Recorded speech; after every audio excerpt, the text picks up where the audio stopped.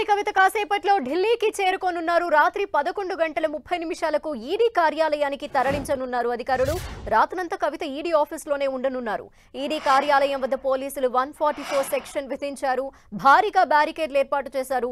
శనివారం ఎమ్మెల్సీ కవితకు వైద్య పరీక్షలు నిర్వహించిన అనంతరం రావుస్ అవెన్యూ కోర్టులో ప్రవేశపెట్టనున్నారు ఈడీ అధికారులు. కవిత అరెస్ట్ ని బీఆర్ఎస్ శ్రేణులు ఖండించారు. ఎన్నికల వేళ కుట్రలో భాగంగానే కవితని అరెస్ట్ చేశారని మాజీ మంత్రి హరీష్ రావు ఆరోపించారు. కవిత అరెస్ట్ ని ఖండిస్తూ శనివారం తెలంగాణ వ్యాప్తంగా అన్ని నియోజకవర్గాల్లో నిరసనకు బీఆర్ఎస్ పిలుపునిచ్చింది. ఎమ్మెల్సీ కవిత అరెస్ట్ పూర్తిగా ఇల్లీగల్ అని ఆమె అడ్వకేట్ మోహిత్ రావు అన్నారు. సుప్రీంకోర్టులో విచారణ ఉండగా ఎలా అరెస్ట్ చేస్తారని ప్రశ్నించారు. ట్రాన్సిట్ వారెంట్ లేకుండా అరెస్ట్ చేశారని మోహిత్ రావు ఆరోపించారు. సోదాల పేరుతో వచ్చి అరెస్ట్ చేశారన్నారు. ముందుగానే కవిత పేరు మీద విమాన టికెట్ బుక్ చేశారని అన్నారు. చట్టవిరుద్ధంగా ఈడీ వ్యవహరించిందని కోర్టుకు వెళ్తామన్నారు. న్యాయ నిపుణులతో చర్చించి శనివారం నిర్ణయం తీసుకుంటామన్నారు మోహిత్ రావు.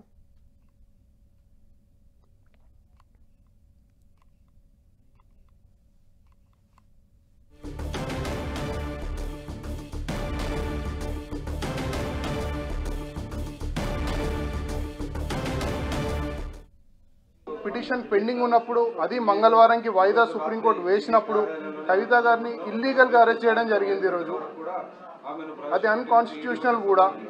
తను ఒక prayer not to take coercive steps ఉండడం జరిగింది. అలా ఉన్నప్పుడు కోర్టు విచారణలో ఉన్నప్పుడు అలా అరెస్ట్ చేయడము దట్ ఈస్ టోటలీ ఇల్లీగల్. మొదట సర్చ్ అని చెప్పొచ్చారు. సర్చ్ లేని దొరికింది, మాకు సర్చ్ లేని దొరకలేదు, మేము అరెస్ట్ చేస్తున్నాం అంటారు. అంటే సర్చ్ అని పేరుతో రావడం, అరెస్ట్ చేయడం. Arrest it self is illegal declare చేయమని కోర్టుకు వెళ్ళొచ్చు, రిమాండ్ అపోజ్ చేయవచ్చు, చాలా కోర్టుకు వెళ్ళొచ్చు అండి. సుప్రీం కోర్టుకు వెళ్ళొచ్చు, లోయర్ కోర్టుకు వెళ్ళొచ్చు, కాన్స్టిట్యూషనల్ కోర్టుకు వెళ్ళొచ్చు. చాలా ఆప్షన్స్ ఉన్నాయి. We have to discuss it. మరిన్ని డీటెయిల్స్ మా ఢిల్లీ ప్రతినిధి గోపి అందిస్తారు. గోపి, మరి కాసేపట్లోనే ఎమ్మెల్సీ కవిత ఢిల్లీలోని ఈడీ కార్యాలయానికి ఈడీ అధికారులు తీసుకురాబోతున్నారు. ఈ నేపథ్యంలో అక్కడ పరిస్థితులు ఏంటి?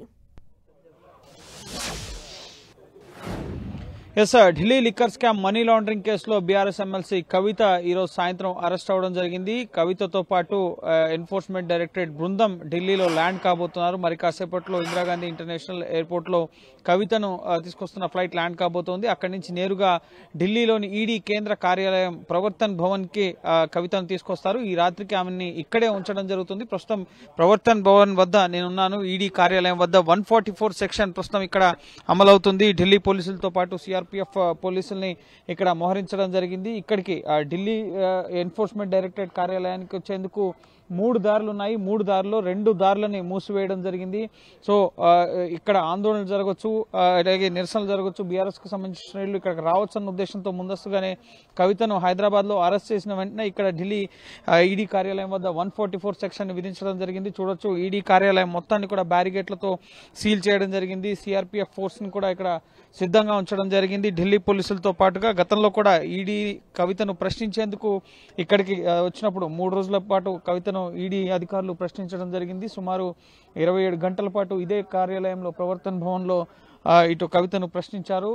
మార్చ్ 11 గత ఏడాది, మార్చ్ 20, 21 తేదీల్లో కవితను ప్రశ్నించడం జరిగింది. సో ఆ సందర్భంగా కూడా అనేక విషయాల్ని ఈ లిక్కర్ కేసుకు సంబంధించి కవిత ద్వారా రాబట్టే ప్రయత్నం చేశారు. ఆమె మొబైల్ ఫోన్స్ సీజ్ చేయడం జరిగింది. దాని నుంచి కూడా డేటా తీసుకున్నారు. అలాగే లిక్కర్ కేసులో నిందితులుగా ఉంటూ ఆరోపణలు ఎదుర్కొంటున్న వారు, అరెస్ట్ అయిన వారు, ఇటు కవిత మాజీ ఆడిటర్ గోరెంట్ల బుచ్చబాబు కానీ, అలాగే అరుణ్ పిళ్ళై కానీ, అలాగే అభిషేక్ బోయిన్పల్లి, అలాగే బినాయ్ బాబు, వీరితో పాటుగా కవితకు సంబంధించిన మాజీ పిఏ అశోక్ కౌశిక్ ఇచ్చిన సమాచారం, అలాగే సౌత్ గ్రూప్ లో కీలకంగా ఉన్న శరత్ చంద్రారెడ్డి, మాగుంట రాఘవ్ ఇచ్చిన సమాచారం ఆధారంగా కూడా కవితను ఇటు prevention of money laundering act section 3 and 4 లో ముఖ్యంగా ఆమె శిక్షార్హులు అంటూ ఆమె అరెస్ట్ స్టేట్మెంట్ ని ఆవిడ భర్తకి ఈడీ అధికారులు అందించడం జరిగింది. సో ఇక్కడ కవిత అరెస్ట్ ఓ పక్క ఇల్లీగల్ అంటూ దాన్ని కోర్టులో సవాల్ చేసేందుకు సైతం కవిత తరపు న్యాయవాదులు సిద్ధమయ్యారు. రేపు ఉదయం కవితను ఎన్ఫోర్స్మెంట్ డైరెక్టరేట్ అధికారులు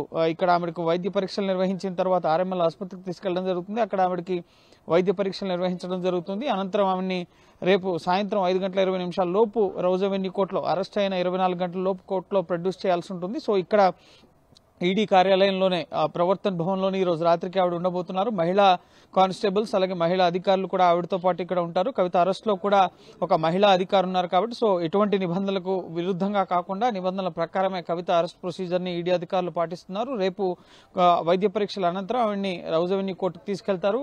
ఇన్వెస్టిగేషన్ లో భాగంగా ఆమెని కస్టడీకి కోరే అవకాశం ఉంది. అది 3 రోజుల 5 రోజుల అనేది రేపు కోర్టులో ఆమె రిమాండ్ రిపోర్ట్ ఆధారంగా ఎన్ని రోజుల కస్టడీ కోరుతారో అనేది తెలియవస్తుంది. అలాగే ఇప్పటికే రిమాండ్ రిపోర్ట్ కు సంబంధించిన అంశాలని కవిత తరపు అడ్వకేట్స్ కూడా అందించడం జరుగుతుంది. దాన్ని వాళ్ళు అపోజ్ చేస్తామని చెప్పి కూడా కవిత తరపు న్యాయవాది మోహిత్ రావు ఎన్టీవీతో మాట్లాడుతూ చెప్పడం జరిగింది. ఇది ఇల్లీగల్, సుప్రీంకోర్టులో ఎటువంటి బలవంతపు చర్య కూడా కవితపై తీసుకోమని చెప్పి ఒక